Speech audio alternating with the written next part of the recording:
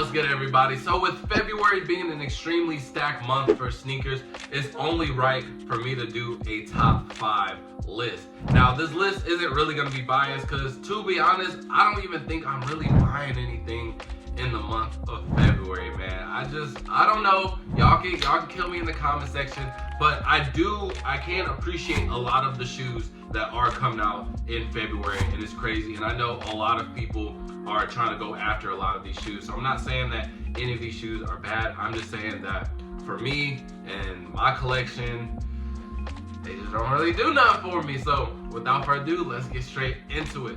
At number 5, I got the Kobe 5 All-Stars. I really do enjoy the shoe. I remember when they first got announced and we saw pictures of it. And me personally, I think it is a very refreshing shoe to see from the Kobe scene, because as of lately, I feel like all of the Kobe shoes, they have just been extremely corny in my personal opinion, bro. They're either just like an obvious cash grab from Nike, they're just forcing like the Kobe, memorial type stuff. They're trying to force the GG stuff, and I just don't think it's right. I really don't think it's right.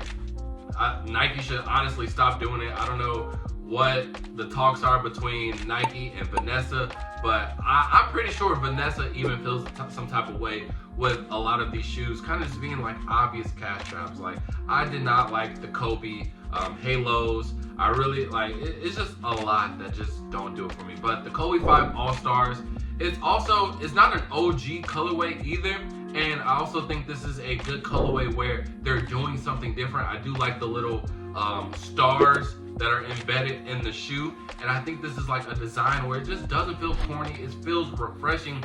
And I know a big issue, especially with the older folk, they don't really like any of these new Kobe colorways for, again, one of the reasons being corny, or it's just absolutely doing too much. But I do like this iteration that they got going on where, it matches with the theme. So obviously it matches with All-Star. That's why we got the stars. And it low-key reminds me of, because I made a joke when they first came out. I was like, bro, are these Hellstar Kobe's? Because it kind of looks like the Hellstar logo. And I think that would be pretty dope. So I got these at number 5 because it is still overall, it's still a good shoe. And it kind of looks like the reverse Mambasita 2.0. So the all black ones for Gigi. And that was one of the few Kobe's that I liked, where they kind of had the memorial stuff, because they actually put in effort. So it kind of does look like a reverse of that. And I would be able to wear it, but I don't hoop anymore. So there's no point in me buying no Kobe's because I don't hoop. But I will buy them to sell if I do get my hands on them. So at number 4, we got the Galaxy Foam Posits. Another shoe that I'm not copping, but I understand why the hype is real. This is one of the most iconic foam posits of all time. And when I was a kid, I actually had a little phase where I really liked foam posits. I just could never get them. I remember the first foam posit that I liked was, I think my sister's ex, he had took me into I don't even know if it was a retail store or a resale store, but it kind of looked like a foot action from just my faint memory. And I seen these Spider-Man foam positives, half blue, half red, and they were on sale. And they were in my size too. And back then, obviously, it was just really hard to get shoes in my size. And I thought those was pretty cool. And then when I got really deep indulged into sneakers, I started, and this is when StockX first came out too. I would just go on StockX. StockX, for me, even though I was on Nike ID too, so I don't want anybody in the comments saying that I'm too young, but StockX for me was the modern Nike ID. Back in school when you get into a class with all the computers and you just looking up Nike ID and you customizing all these shoes that you'll never buy. That was me on StockX. I would just look at the most expensive shoes on there, and I found a couple of foam posits that I just absolutely love. I love the Paranorman foams.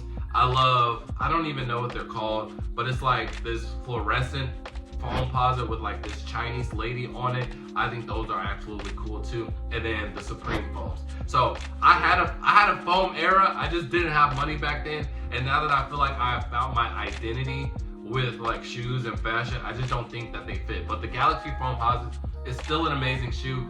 It is, and it aged very well. Honestly, I wasn't expecting too many people to kind of still just fiend for these, because obviously Galaxy, anything is kind of played out, And we had the Big Bang foams, I think back in 2018. And even though they did sell out, nobody was like, the hype wasn't as much as these. So these really did age well. And also I'm a sucker for any glow in the dark shoe. So these are pretty fire. So yeah, I really do like the Galaxy foam pods. I know they are going to be super limited. So hopefully everybody who wants them, everybody who wanted them back in the day, hopefully you get to relive that childhood and you're able to cop them. Now, at number 3, I have the 85 Breds. Now, a lot of people might be coming at me, and this might be the bias in me a little bit, because you're like, bro, the 85 Breds, why is it so low? Hear me out, bro, hear me out. One, it's this high because I'm gonna go through the pros, right? And honestly, the cons are just really, it's just not for me, to be honest. But the pros, I really do love the marketing that they're doing for this. I love how they had a commercial. They got celebrities, rocking the shoes. They did a little censorship on their Instagram, so they have the band symbol on the Jumpman's Instagram, and now they even deactivated the Jordan socials because it's banned. So I really do enjoy that they are actually putting an effort into their shoes again, because obviously they don't want any of their shoes sitting for their 40th anniversary, especially the 85 Bred, which they said they are trying to make, like, this is going to be the closest, like, one of one to the original band Jordan 1s that Michael Jordan was wearing. So for all my OGs, I really do hope y'all get them. I know there's only 10,000 pairs. And another thing, 10,000 pairs, 23 stores. I think that's a fire concept, and if you're in the area of any of those stores, I truly do think that you have a good chance. But I've made a prediction video about that and with updated news, so you can watch those if you are interested in trying to get the Bred ones. But really the only cons for me is that I didn't grow up on Jordan. You know what I mean?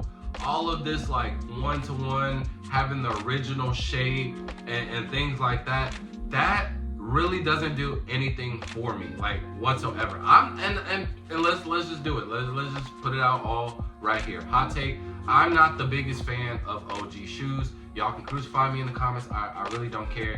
I found my identity in my sneaker collection. I really enjoy every single shoe that is in my collection, and that's what it's all about. So I don't have to pretend that I need the same exact Jordans that Michael Jordan wear. Now, I do have some OG shoes, and I really do like them, but something like the 85 Breds, I could care less, because I already have black, white, and red, or black and red Jordan 1s. You know what I mean? I have like 12 pairs of Jordan 1 high. So adding another black and red one, that just really does absolutely nothing for me. But overall, I do like it. I do love the rollouts. I do love the excitement that everybody is having towards them. And also, another reason, and the only reason I'm not having this at number 2 is just because it's not doing enough for me to, like, want to get it for personal. But I do love how it's bringing the sneaker game back a little bit. You know what I mean? I said this in other videos, that it's gonna take time, and there's gonna be certain things that's gonna have to act as a catalyst for a lot of people to be engaged, and the 85 Breds is definitely one of them. I remember before the stock got announced, before people were getting worried that we're not seeing early pairs, that we're not getting them at stores and things like that, a lot of people were saying, I don't care about these. Jordan 1s are dead. They're too expensive. Retail $250. They're gonna sit. And then right after that news hit of only 10,000 pairs, only 23 stores, oh my gosh, everybody wanted it. Everybody started complaining. Why are we doing rollouts for shoes that we can't get? Like, what's the point? Why does it matter? You just said that you didn't care. I absolutely love it, and oh yeah, they do deserve a high spot on this list. But at number 2, we have the metallic 5s. Now, the only reason that this shoe is over the 85 Breds is because this shoe did something that the 85 Breds didn't. I'm not a fan of Jordan 5s, and the only reason that I'm not a fan of Jordan 5s is because I wear a size 13 or 14, and that tongue looks huge on my foot, and I just can't do it. I just can't do it. I had the What the 5s. I really did like those, because I really did like the Tokyo 5s, and obviously the What This was going to be the closest thing that I got to the Tokyo 5. But eventually, like, I just couldn't force it on myself, bro. It's just, the tongue is too big. But what they did with the reimagined metallic 5s, that shoe looks beautiful, bro. I love the hang tag.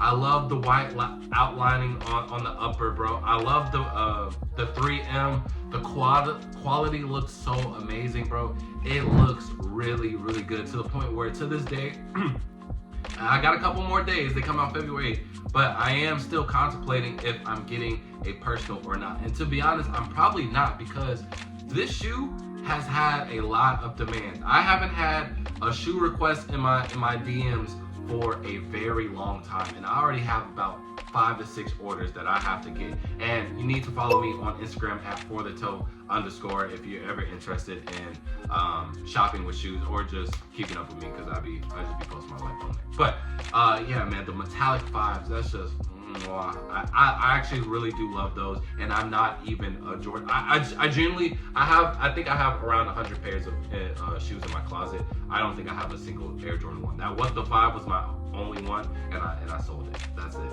Like, but these, they make me change my ways. So that is the only reason why I have these over the 85 Breds, because it's making me change my mind. Now, if the 85 Breds did something to where it's like, oh, hold on, you know, maybe I do need another Jordan 1 in the collection, but it just didn't do that for me. Now, the last one, I love it, and to be honest, it's low-key not even fair to put this on there, because I just got news that they might not even come in February, but we're just gonna go along with it because it belongs in February, because it is the Black History Month dunk, and obviously Black History Month is in February, but I absolutely do love this shoe. For obvious reasons, you know, but we haven't had a Black History Month shoe in such a long time. Like, it's genuinely been like 5 years plus. So I think it's crazy that Nike and Jordan kind of just stopped doing that for whatever reason. And even the Black History Month shoes that we got back in the day, some of them, they were actually fire, but it was also like, what does this really have to do with, like, black? You dig what I'm saying? And this one, it actually does have a story behind it, but I do think that story is the reason why it's not coming out in February anymore. There are a lot of rumors that it's getting delayed till April, and I think it's because there was some controversy about the story behind it.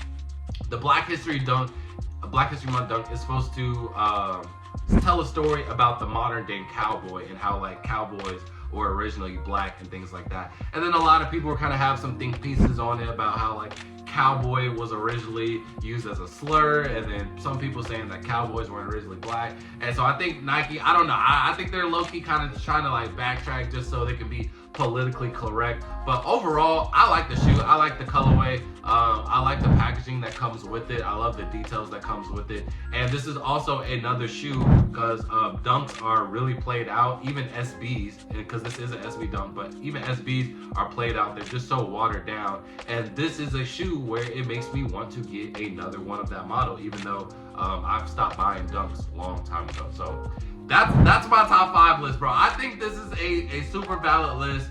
I think I made some valid points on the order as well. But if you think something different, if you think that these should be ranked differently, let me know in the comment section below. And then also, if I left off one shoe that that should be on here, that you think should be on here, let me know. I do say I do have an honorable mention. I do have an honorable mention. Is going to be the LaMelo Splinter. I think they're like the MB04s. That is a really good shoe, and I love the concept of how you kind of have to buy 4 shoes to get this shoe, and then this shoe is only 444 pairs.